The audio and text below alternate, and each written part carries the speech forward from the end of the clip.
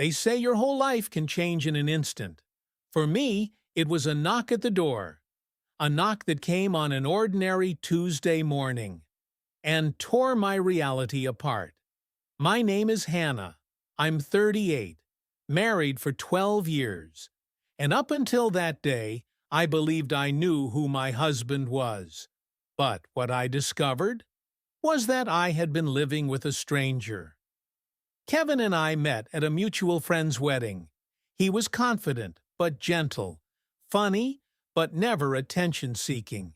He asked for my number that night, and 6 months later, we were living together. Our love story seemed simple, safe, and real. We got married in a garden ceremony, surrounded by friends, family, laughter, and promises. Promises I believed in with every fiber of my being. We had 2 kids, a dog, weekend brunches, PTA meetings, soccer practice, date nights. Kevin traveled often for work, finance consulting, sometimes gone for a week or 2 at a time. But I trusted him. Why wouldn't I? That morning I was folding laundry, sipping coffee, when I heard the knock. I opened the door and saw a woman, mid-30s, holding a toddler on her hip. She looked nervous, almost apologetic. "Hi, I'm sorry. Are you Hannah?" "Yes," I said, confused. She glanced down, took a deep breath, and whispered, I think we need to talk. It's about Kevin." I blinked. "Kevin?" She stepped forward and said something that didn't make sense. Not at first. I'm his wife, too." I laughed. Not because it was funny, but because my brain couldn't process what I had just heard. "Excuse me?" She showed me a picture. Her and Kevin, dressed formally, holding hands, wedding rings, the toddler on her hip, Kevin's son. I let her in. We sat at my kitchen table for over an hour. Her name was Lila. She'd met Kevin 6 years ago. He had a different last name, a different city, a different story. They got married 3 years later. She had no idea I existed, and I had no idea about her.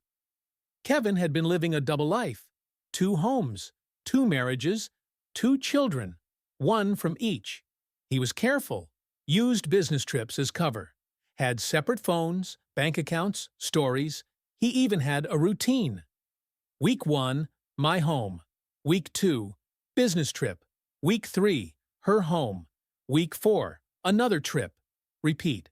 When Kevin returned that evening, I was waiting. So was Lila. He walked through the door, saw us both, and froze. He didn't deny it, didn't even speak at first.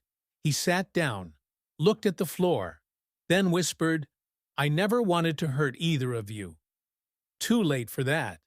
He said he loved us both, that he didn't know how to choose, that he thought he could manage it forever. Manage, as if we were schedules, not people. The days that followed were surreal. The betrayal was heavy.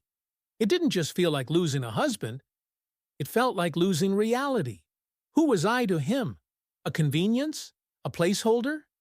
I kept thinking of every birthday, every anniversary, every I love you. All of it. Poisoned. Our children. They didn't know how to process it. And how could I explain? Daddy has another family. How do you say that out loud? Lila and I stayed in touch. We bonded, strangely, over shared betrayal. We helped each other navigate lawyers, custody, grief. Kevin? He tried to apologize, but there's a point where sorry loses all meaning. I moved out, started therapy, started finding myself again, without him, and slowly, painfully, I began to feel whole again.